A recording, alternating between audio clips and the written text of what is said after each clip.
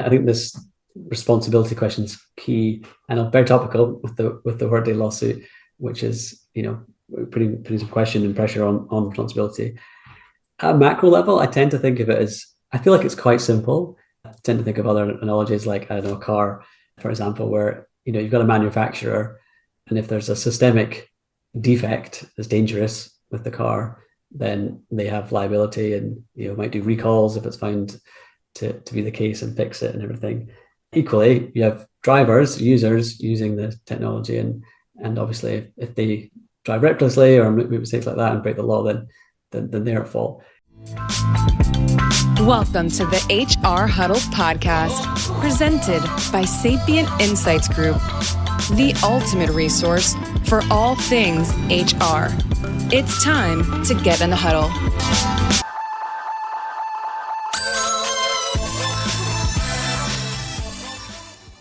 Hello, everyone. Welcome back to the HR Huddle. I'm your host, Teri Zipper. I'm the CEO and managing partner at Sapient Insights Group, and I'm back for another exciting episode of HR We Have a Problem. This is the show where we like to break down the big and most relevant HR issues of the day. We help you make sense of what they mean for you, and we talk about the things that you might do about them. Joining me today is Jeff Pohl. Jeff is the co-founder and CEO of Warden AI. Welcome, Jeff. It's great to have you. Hi, Teri. Good to be on the show. Thanks for having me. Yeah. So I've only recently met Jeff or made Jeff's acquaintance. So I'm hoping we can all learn a little bit more about Jeff today. You guys are doing some interesting work. And based on our first conversation, I thought our listeners would really be interested to hear more about what you guys are doing and what the market's doing in general to try to unpack and demystify AI. So we're learning a little bit more every day. It's still a little bit of a black box, I think, and we need to open it and create some practical approaches to using it. So I think we all need a little more confidence in how to approach this. So that's what I was hoping we might talk about today, Jeff. Does that sound like a good plan to you? Sounds like a great plan. Subject I can talk a lot about. Talk your ear off. Awesome. Then I'd say let's get into the huddle.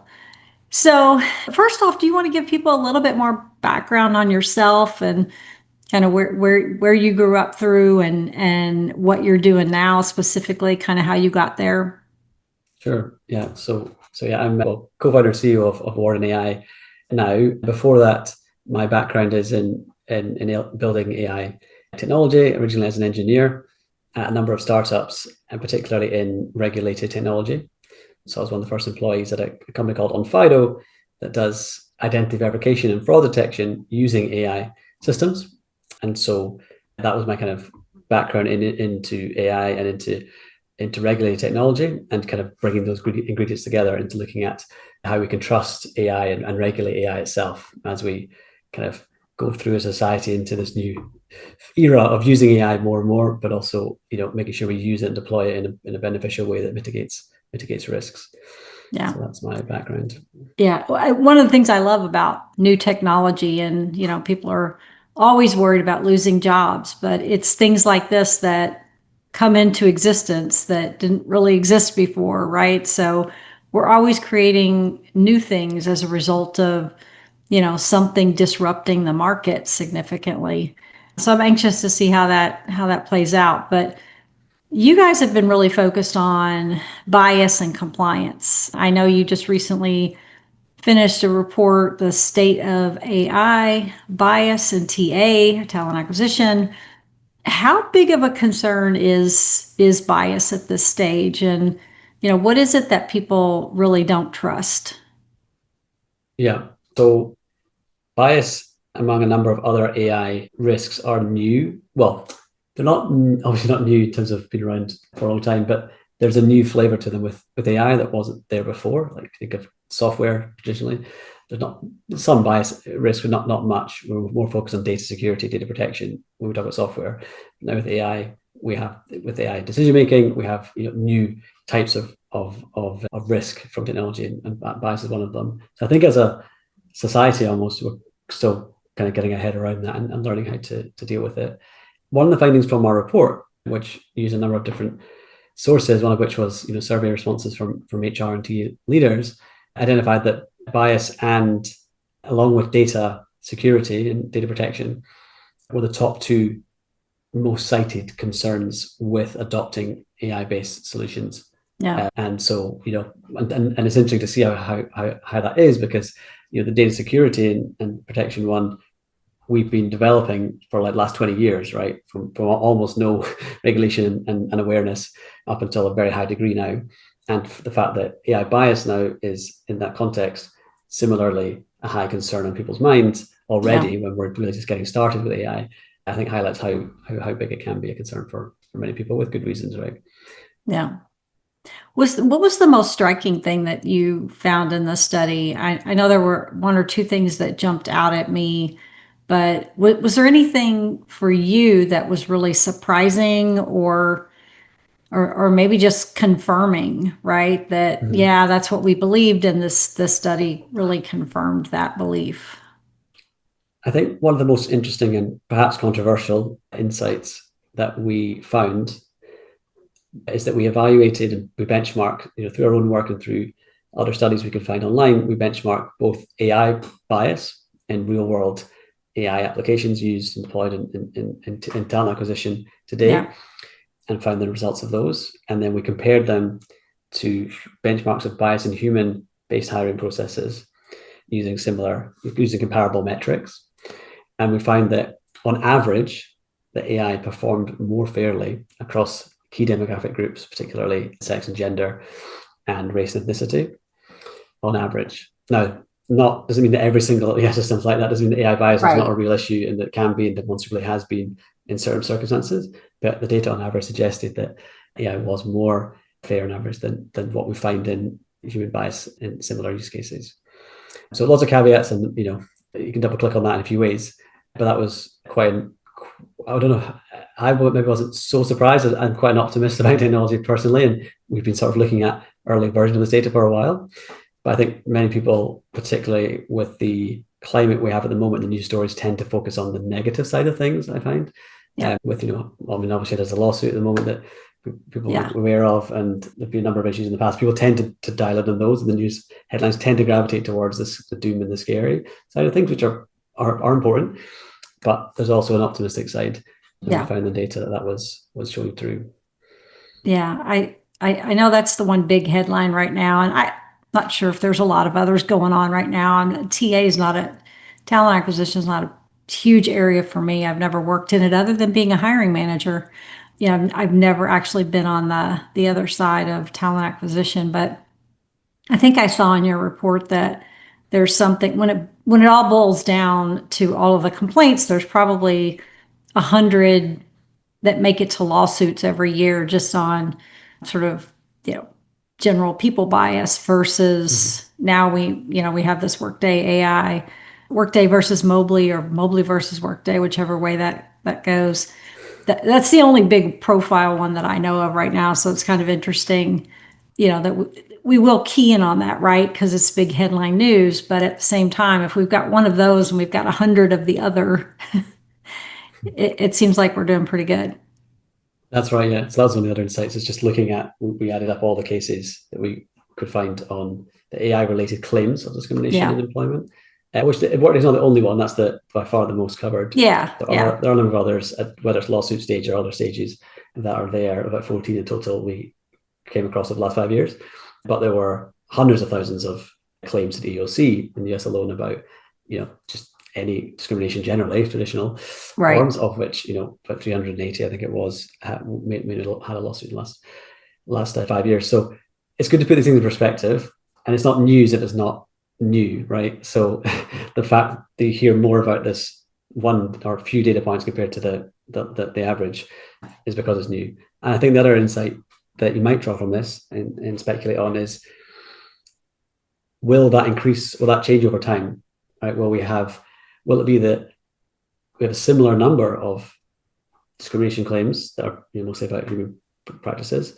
If fast forward 5-10 years, when AI is more involved in our day-to-day working lives, will have a similar number that are then now AI related because AI is involved so much, or less, or none? I guess we can conjecture. My feeling is that there's a lot more to come of this, but not necessarily because AI is worse, just because this is a systemic issue that we have anyway in our society. We just kind of learn to live with it.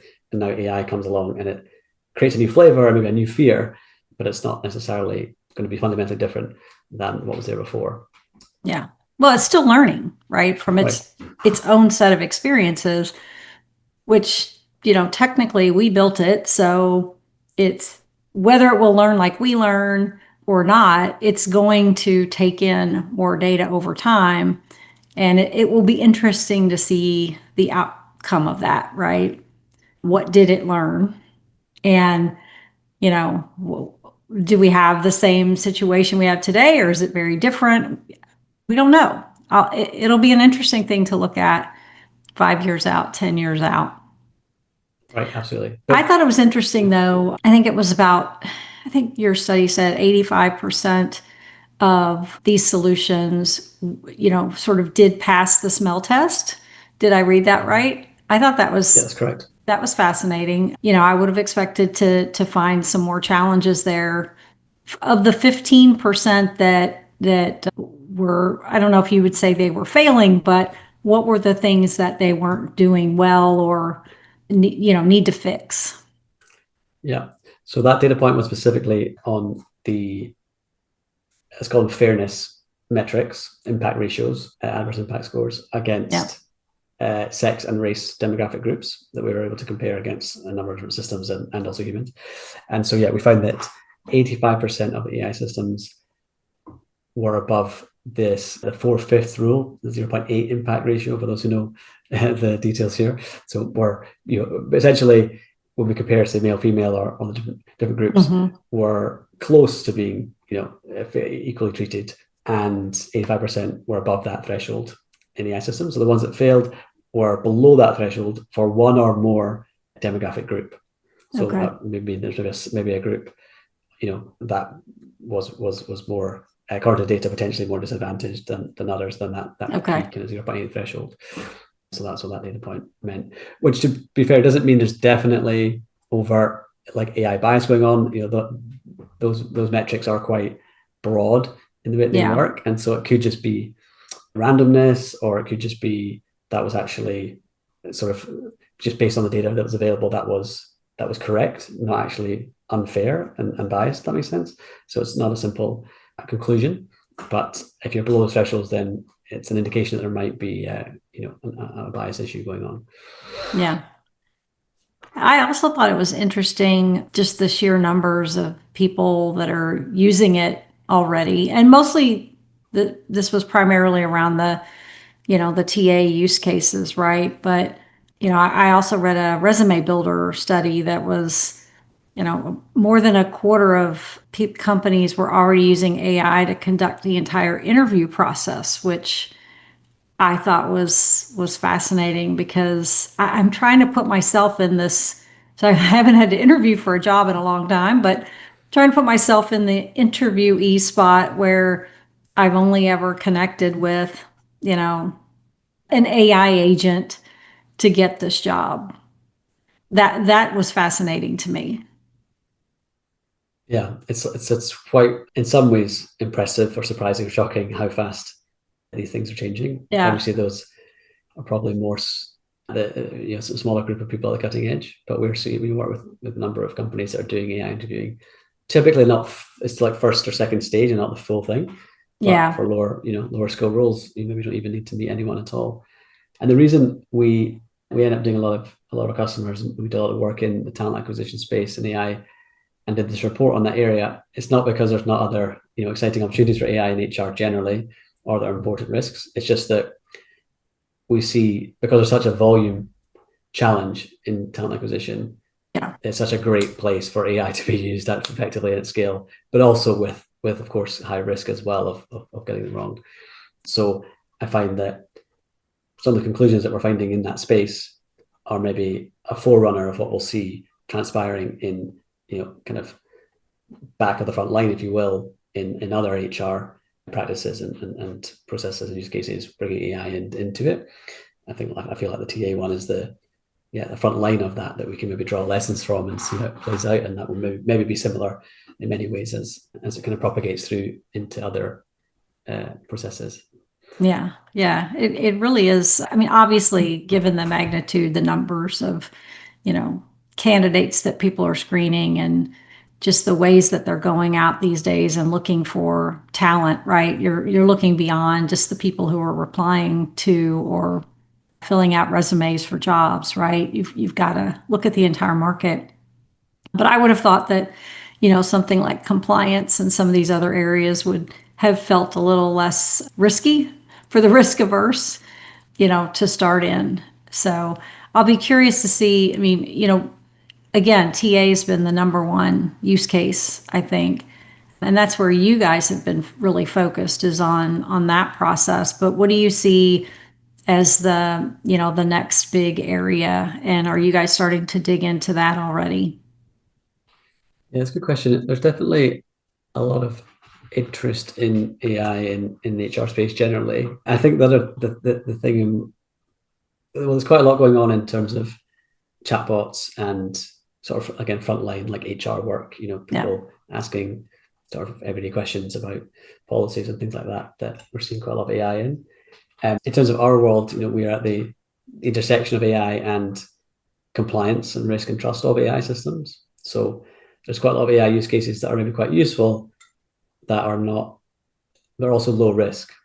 And so we don't end up getting involved in those because, the downsides are not so severe. Yeah.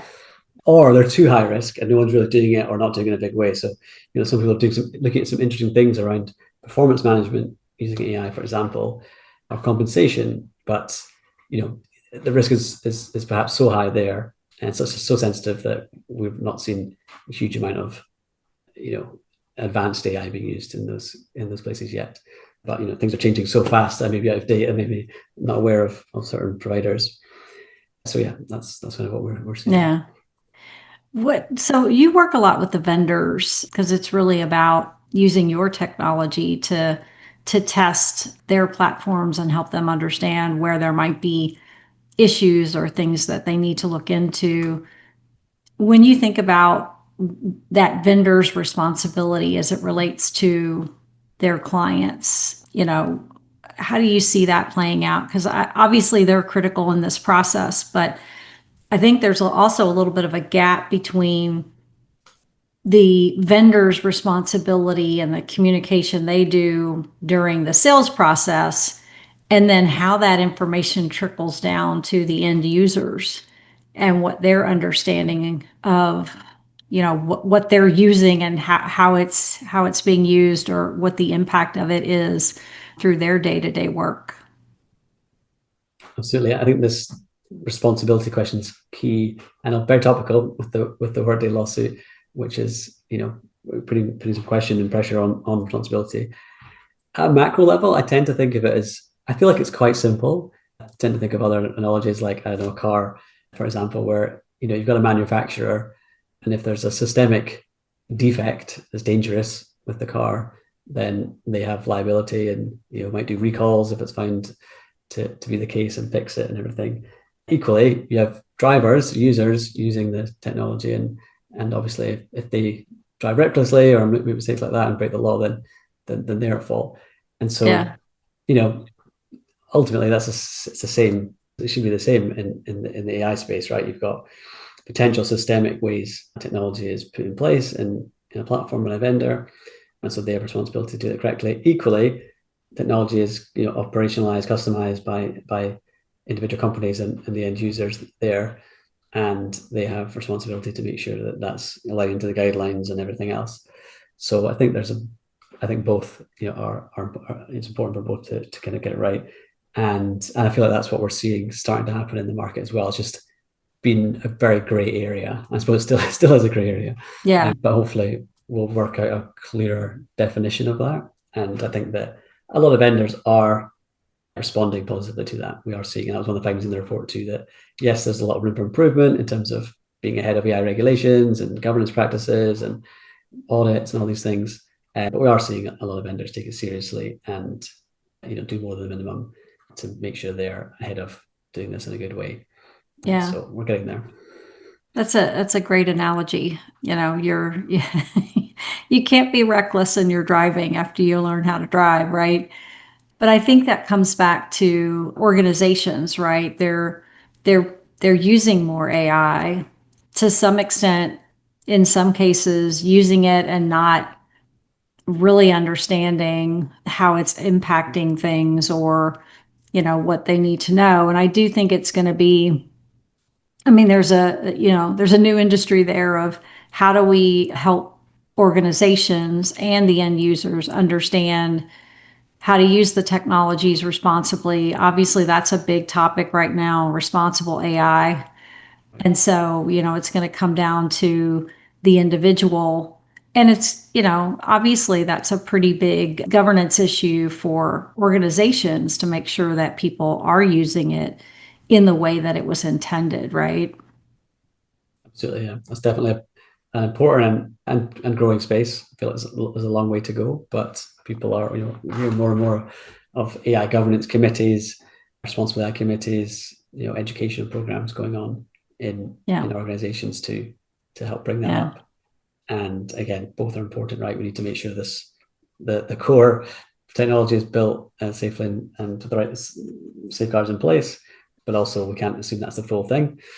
And anyone who's using these high risk systems needs to be, have the right literacy and understand how to use it correctly, and then make sure that it's deployed in the right way. Yeah. What are you seeing organizations do, just from the perspective of how they work with the vendors and how they are going through? I mean, obviously people are buying new technology every day, and right now they're probably at least evaluating it at a high clip right now to see what they're getting from an AI perspective or to see what they can get. Do you have some guidance or advice for people in terms of, new questions that they need to be asking the vendors, or, what is the conversation they should be having with vendors to make sure that they know what they're getting, and that they aren't getting a black box, that they understand what they're getting, they understand the organization or the vendors, responsibility, their responsibility. What are some of the things they need to be thinking about as they're going through some of these evaluations? Yeah, so it's a big topic and an important one. What we're seeing that I think is good and would encourage if others to do if not already is to make sure it's cross-functional. So if you're an HR person, HR leader looking at this kind of software and AI solutions, to make sure that there's legal and IT and risk involved as early as possible. We're seeing that yes, there's growing procurement hurdles which can be painful and annoying, but also if brought in early and done correctly can then lead to a good outcome overall. Yeah. So I think that's important. And a lot of this comes down to getting your hands on the right documentation. And that's an area that we also found in our report that vendors are been investing more in, is good documentation. And increasingly, we see people have what we call an AI explainability statement. Slightly confusing title, I think, personally, but a big document that breaks down the AI, how it's put together, how it should be used, etc. So that's a key thing to ask for. It's something that Yeah. shares that gives an overview of it. Going deeper into the risk, and particularly if it's a talent decisioning type system, like we've been referring to, one that might be in the Workday lawsuit, for example. I think it is important to ask more difficult questions about how they mitigate bias in particular, and moreover, how the vendor would help in the case of a claim, right? Like the claims, we don't want to necessarily go to the worst case scenario, but Yeah. as we just mentioned, like claims are quite common, right? Discrimination claims alleged or valid. Anyway, they need to have good answers in place for how they would help you resolve a claim if it came up. And I think that's important to ask and dig into as well. So yeah, those are some of the areas. Yeah. I mean, I think it's important that people, you got to think about who are the other people involved in the organization. And I would say, even if you don't know the questions to ask, like bringing it up and sort of pushing the conversation, even if you're not sure, you know, what the best question is. Engage your legal and engage IT. You know, my question for you, who owns this right now? Who are you seeing as the owner of this type of this piece of the puzzle, right? Is this IT stepping up? I'm seeing more and more HR being asked to carry the mantle, but obviously there's so many stakeholders within the organization that no one group is going to do this alone. Yeah. In fact, the thing I'm seeing the most is that there's no clear owner persona, at the moment. I'm seeing fragmentation. Yeah. Yeah, HR in some cases, IT in some cases. I'm seeing we see a lot of legal. I might be slightly on our leaning in terms of what we do and what we come across. Yeah. And quite frankly, a lot of these legal teams don't know, aren't familiar with AI, particularly. Yeah. Maybe have a data privacy background or something like that. And so there is a gap there. Sometimes we're seeing some of the problems that we come across from the vendor side is that they get asked questions that they can't answer that well because the person, even though there's good intent behind them, doesn't understand enough about AI and the regulation related to AI, but just knows you need to ask something. So yeah. I think there's a piece and something we're working on as well as how to structure that, how to what are the right questions to ask, and to help both parties kind of communicate and overcome those things. So yeah, definitely seeing the same thing of different people getting more involved in learning more about AI risks and how to manage them. Well, and I mean, the vendors, I think I'm seeing some of them step up. I don't know if you're seeing that as well, but, rely on your vendor, bring them into the conversation because they're going to know probably a lot more than you do just because they're developing it, right? They're responsible for knowing what legislation is coming, right? Because they've got to bake that into their next iteration. So, you should be able to rely on them to at least help you with the think through it. Who are the right people to be talking to? What are the questions that I need to ask? That kind of thing. Absolutely, yeah. And that's something else I should have mentioned is there's a number of different frameworks that are emerging that can be useful to ask about or follow fully. For example, there's some an cheat ISO sheets. framework. yeah, but a bit more than that. But there's an ISO framework, ISO 42001. Yeah. That's about AI management processes. It can be applied particularly on a vendor, but also as an organization deploying an AI system. So very much on processes, not so much on outcomes. Like this is actually demonstrating that AI behaves in XYZ way, but it's about these processes around the way that AI is developed and managed. So, and that's something that people can demonstrate compliance with.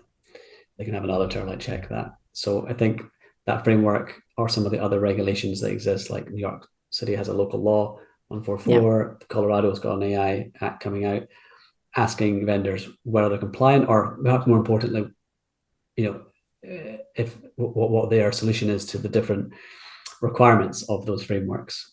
Could be a good way to guide the conversation. Sometimes it can create confusion because some of those regulations are maybe signed but not well defined yet. So, for example, there's one in Europe, the EU Act, big regulation, really expansive, but the definition of, besides the actual law itself, definition of the standards underneath them hasn't really been done. So it can also create confusion. But overall, I think a worthy exercise is to kind of ask about those regulations and some of the requirements and where the vendors are on them to help guide the conversation if you're not sure. Yeah. Are you seeing at the vendor level, are they helping the front line, like the people who are out there doing demos or the account managers and those roles, the sales leads, are they getting more educated on, how AI is working so that they can be that conduit, or are there other experts in the organization that are getting built out that they're relying on to help them with those types of initiatives? Yeah, so we're definitely, I would say, yes, I think so. I think there's still a gap because it is something that's so new and not everyone is super familiar with.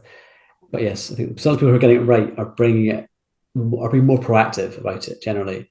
So some of our, and that's something that we actually work with the vendors we work with too, is to help them through our software, but also just in general in terms of advice, help them talk about AI risks early in the process. Yeah. So rather than being like waiting for maybe the sale to go ahead and then someone in procurement like raising problems, then we see vendors take it seriously and then ultimately do well because of it, bring it up themselves early on and say, like, this is, a high risk system. This is some riskier, but here's what we do to mitigate it, and bring that into the sales conversation, to the demo, even to make it clear and help people get on the right page with it.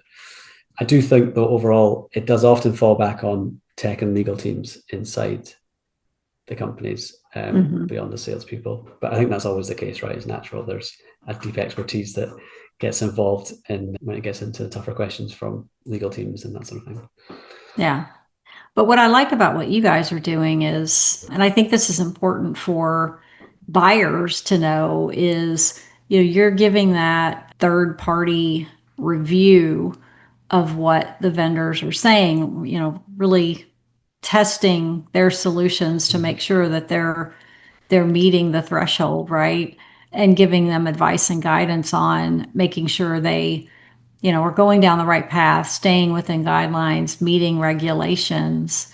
So, I'm looking to people, buyers, and saying, make sure your vendors are getting a third party review of what they're doing. Like, trust but verify, right?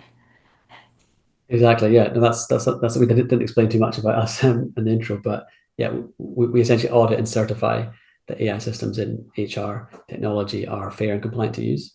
So yeah, that's something that people can ask about. Is there a third party that's audited in the system? In our case, we have badges, and people tend to be quite public about us. So it's like, Yeah. here's the dashboards and reports from Warden AI that support our fairness and compliance here. So Yeah. that's something that people can also look out for or ask about as well. And not to say if someone doesn't work with us that they're not trustworthy, but we try and help bridge that gap with our approach. Yeah. No, I mean, it's good to have that third party review, because to me, that we talked at the beginning about opening the black box. To me, that's what, starts to open that black box and give you, much more comfort that you're buying something that is, it's matching what it says it does, right? And because we think we police bias in our day-to-day lives through work, it's harder to do when you can't see inside the box. So having that, I guess, sign off or certification or whatever you want to call it, at least gives us another level of comfort that it's doing things the way that we would expect. Right. I think, to go back to the car analogy, it's a bit like you get manufacturer of cars, but then there's also various other entities that get involved. And I'm not, my knowledge of car manufacturing is a bit limited, but getting involved to stress test and test, right? They don't just rely on the manufacturer themselves, and that's it alone. And so it's a similar approach here. As AI does more and more risky things, maybe not in this context leading to damage, physical damage, but still harms nonetheless. And so that third party perspective, at least we think, is an important part of the overall puzzle and overall process to develop trustworthy systems in the space, and hopefully help everyone adopt and move forward with confidence that everything is okay to use and get the benefits without the risks. Yeah. Is there anything I didn't ask you about today that you think is important for people to know or to be thinking about? Or, is there something that you would leave the audience with that you think would help them with this particular challenge? Covered a lot. You did your research. Good question. I think it's an interesting time, right? Because we have a lot of pressure from, the business to kind of use AI. Everyone's like a buzzword, it's hype and everything to get benefits. At the same time, there's material risks. I overall encourage people to adopt to embrace change. I always, there's definitely risk, and that's what we're involved in mitigating them, so I'm not denying them. But I think in some ways the biggest risk is to do nothing at all, and not adapt, not change, not embrace technology where it might be useful. So yes, take it seriously, manage those risks, ask about them, mitigate them, but don't just sort of hear a news story that has a negative view on AI and then bury the head in the sand and not take it, at least consider it. That tends to be, I think that's history teaches us that that doesn't go so well. Yeah. People need to kind of accept and embrace change in the right measure, responsible way. Yeah. Yeah. I would say just don't wait for somebody else to do it, or don't think that, just because your role is not responsible for this, that you shouldn't at least be asking the questions and trying to understand as well. Because I think when we, at the end of the day, we look at HR, and any of sort of the staff functions, right, are going to be a much more a group of strategic leaders, analysts, drivers, more so than, doers, because, we're looking to AI agents to, replace that basic work. So we all need to be looking for where are we going and how do we help support that, and how do we grow in our role. I'm really encouraging people to, take what, use ChatGPT, great, use Gemini, use one of the other tools to start to learn and get to know what you need to know, but take a class, and at least start to understand what some of the potential implications are for yourself and for your organization, and how you can be a part of this, right? Because it's coming, just like every other, you know, new technology revolution that's taken place over the last, hundreds of years. So, get on board, right? And learn what you can. I don't think there's no harm in doing that. And there's always, greater good the more you learn. Right. Another thing that I think too is that don't be disillusioned if change is not as fast as you think, right? So there's a lot of, people tend to think things are going to happen, or the changes are bigger sooner than they actually are. They tend to take these technological changes, revolutions from the past, tend to take it longer than people realize to see the big gains, the big improvements. So quite easy to get a bit excited, maybe try use AI for some things, and then maybe a bit disillusioned by it because it doesn't actually solve everything. That doesn't mean to say it's not still going to steadily get better and ultimately have that impact. It just actually takes deceptively long to kind of come around to that. So it's a marathon, not a sprint. It's maybe the message there. It does. But I also think it's easy to get complacent about it, right? And then the next thing you know, you're caught off guard when, the work you do is replaced, or, something that if you're a small business, you suddenly don't have a market anymore. So yeah, I think now's the time to learn as much as you can, and maybe be on the front line of where this thing all goes. Yeah, Absolutely. it's gonna be some interesting times. Very interesting. I'm excited about it. Yeah. Great time to be alive. Yeah. Well, thanks, Jeff, for joining me today. This has been a great conversation. I hope people enjoy it. Where can they find you online and on social media? Yes, I'm on LinkedIn. My full name's Jeffrey Pohl. We're warden-ai.com, and you can email me at jeff@warden-ai.com. Awesome. Well, I also want to thank our producers, Brand Method Media Group, and our marketing team, and also want to thank you for tuning in. Be sure to listen next week while Stacy and Cliff spill some tea on HR tech. That's all the time we have this week for this episode of HR We Have a Problem. If you enjoyed the episode, you can subscribe to it on your favorite podcast app, or leave us a review. We'd love to know what things you'd like to hear more about. You can also drop us a line on the website and let us know what topics you want to hear about. We will be back in 2 weeks with another episode of HR We Have a Problem. Thanks, everybody.